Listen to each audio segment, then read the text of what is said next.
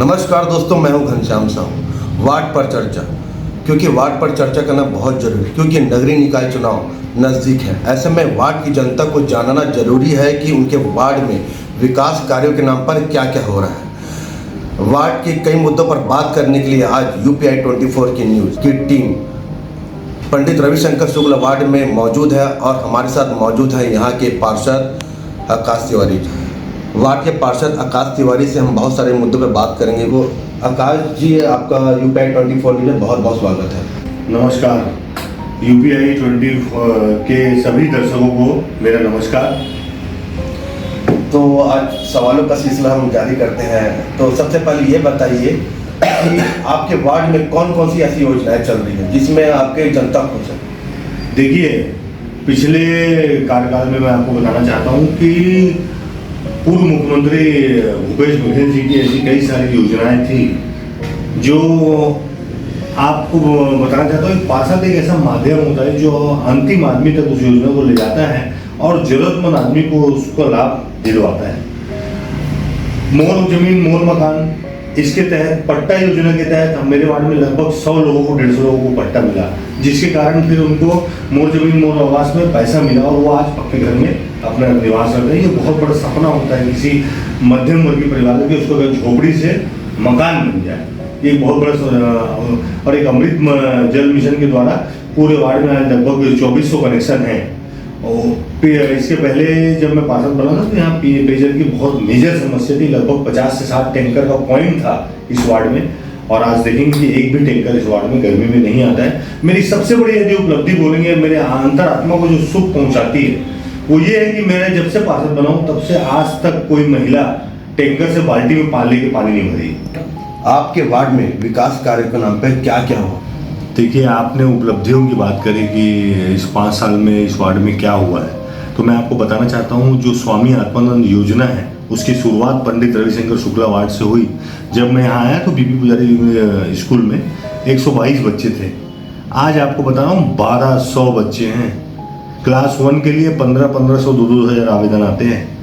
तो आप ये सबसे बहुत बड़ी उपलब्धि है कि किसी वार्ड में अगर कोई ऐसा स्कूल खुल जाए जो पूरे देश में जिसका नाम हो जाए और छत्तीसगढ़ में उसको अवार्ड मिले, वो स्कूल स्वामी आत्मानंद योजना का अंग्रेजी माध्यम का भूपेश बघेल जी के आशीर्वाद से हमारे वार्ड में पहला खुला पूरे छत्तीसगढ़ का।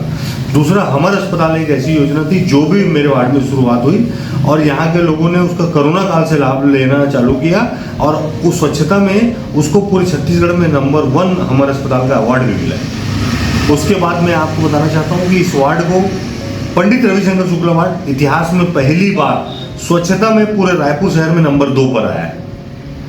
ये एक बहुत बड़ी उपलब्धि है। आपको बताना चाहता हूँ कि खेल का मैदान, खेल के लिए हम ब्रिज के नीचे जो बोलना चाहिए हमारा एक नया आइडिया था, क्योंकि हमारे वार्ड में खेल का मैदान नहीं था, तो ब्रिज के नीचे खेल के मैदान का उपयोग करना। दूसरा, एक आपको धोबी घाट, सबसे आधुनिक धोबी घाट भी पूरे रायपुर में हमारे वार्ड में जो भूपेश बघेल जी ने 20 लाख रुपए दे के विशेष तौर पर एक समाज के लिए बनाया। सामुदायिक भवन की बात करेंगे तो यादव समाज का सामुदायिक भवन, गोडवाना समाज का सामुदायिक भवन, कश्यप समाज का सामुदायिक भवन, सभी समाजों के लिए एक सामुदायिक भवन का नया निर्माण हुआ। ये भी एक बहुत बड़ी बात है। स्वच्छ पेयजल की व्यवस्था, सुगम सड़क और नाली की व्यवस्था, साफ सफाई की व्यवस्था। जब मैं यहाँ पार्षद बना तो लगभग यहाँ 400 से 450 लाइट थी, अभी लगभग 900 लाइट है। साल भी उसमें लगभग 200 प्रशिक्षित हुई थी महिलाएं, उनको सिलाई मशीन भी दी गई। अभी फिर मैंने सिलाई क्लास लगाई है इस साल भी, उसमें भी लगभग 100 लोग महिलाएं सिलाई सीख रही हैं। मिलेट्स कुकिंग क्लासेस, जिससे क्लाउड किचन खोले, महिलाएं व्यापार से जुड़े और अपना रोजगार मजबूत करें, अपनी आर्थिक स्थिति को सुदृढ़ करें, इसकी ओर एक कदम बढ़ाया था, जिसमें बहुत सारी महिलाओं का ने सीखा और उस योजना का लाभ लिया। ऐसा कोई सपना जो वार्ड वासियों के लिए करना चाहते हैं और अभी तक पूरा नहीं हुआ? देखिए, यदि आप मनुष्य जीवन में जन्म लिए हैं तो आपकी चाह कभी भी खत्म नहीं होती। मैं आपको बताना चाहता हूँ कि मैं पूरे वार्ड में कवर नाली चाहता हूँ, कोई भी नाली मेरी खुली ना हो। इसमें बहुत अंडरग्राउंड केबलिंग चाहता हूँ, उसका भी प्रयास चालू है। कुछ क्षेत्रों में मैंने करा लिया है, कुछ क्षेत्रों में अंडरग्राउंड केबलिंग काम चल रहा है। मैं पूरे वार्ड में इसको चाहता हूँ कि पूरे वार्ड में ये चीज हो। और एक महिलाओं के लिए, गर्ल्स के लिए एक अच्छा स्कूल जो स्पेशली गर्ल्स का हो, वो भी एक चाहता हूँ। आपके वार्ड में कितने लोगों का राशन कार्ड, श्रम कार्ड, आयुष्मान कार्ड जैसे ये सब जो कार्ड है, जो लोगों की ज़रूरत है, वो कितने लोगों का बन चुका है? मैं आपको बताना चाहता हूँ कि जब मैं इस वार्ड में 2019 में पार्षद बना तो लगभग 1500 राशन कार्ड इस वार्ड में थे।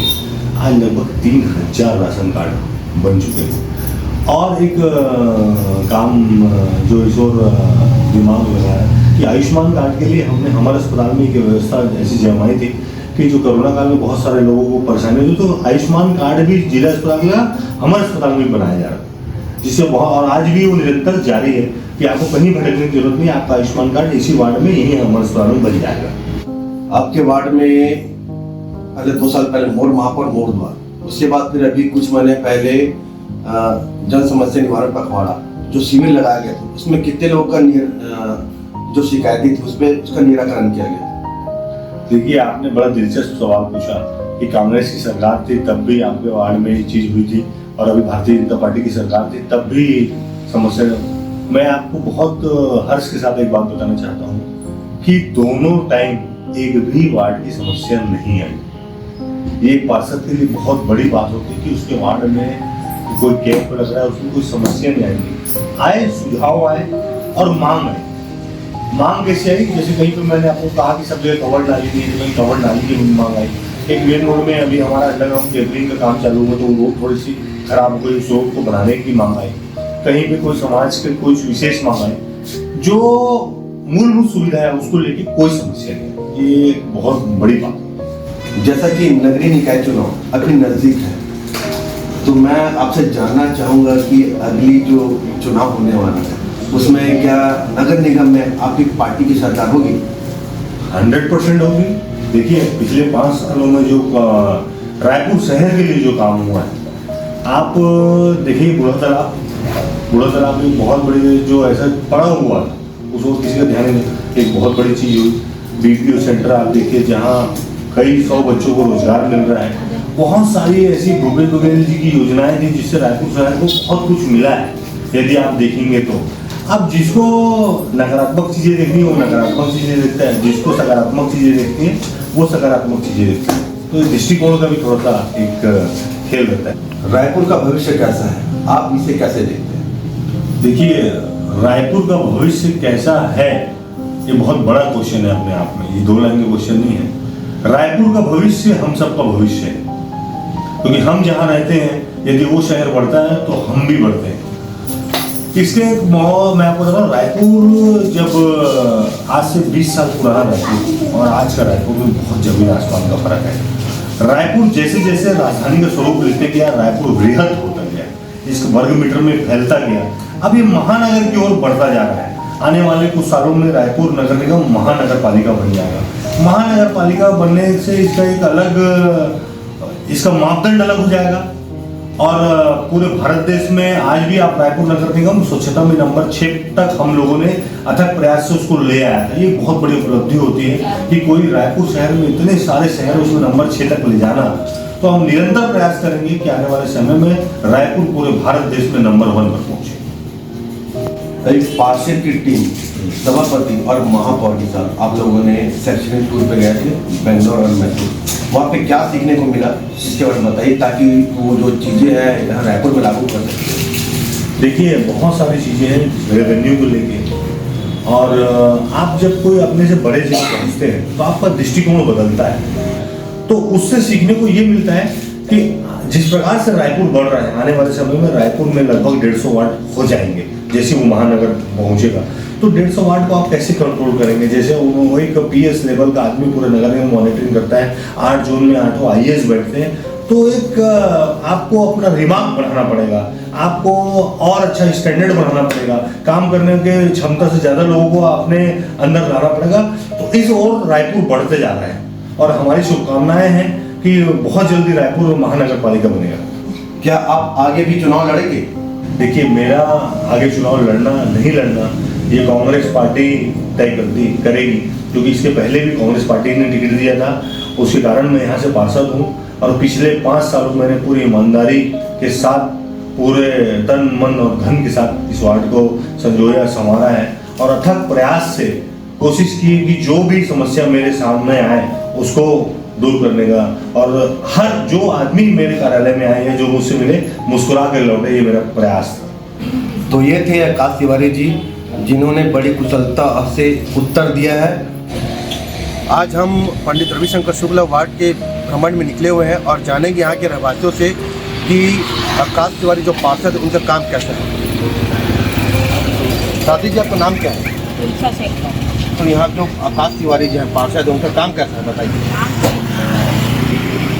जिस समय भी लोगों ने उनको बुलाया है, जिस काम के लिए भी, वो काम होना ही निश्चित है। क्या क्या काम किया आप बताएंगे जरा। पूरा सड़कों का, नल का, यहाँ पे पानी की समस्या भी बताए। वो पानी की समस्या एक पल में वो हल की। तो काम अच्छा है मतलब। एक नंबर। तो आपके वार्ड में काम कैसा है यहाँ पे पार्षद जी का?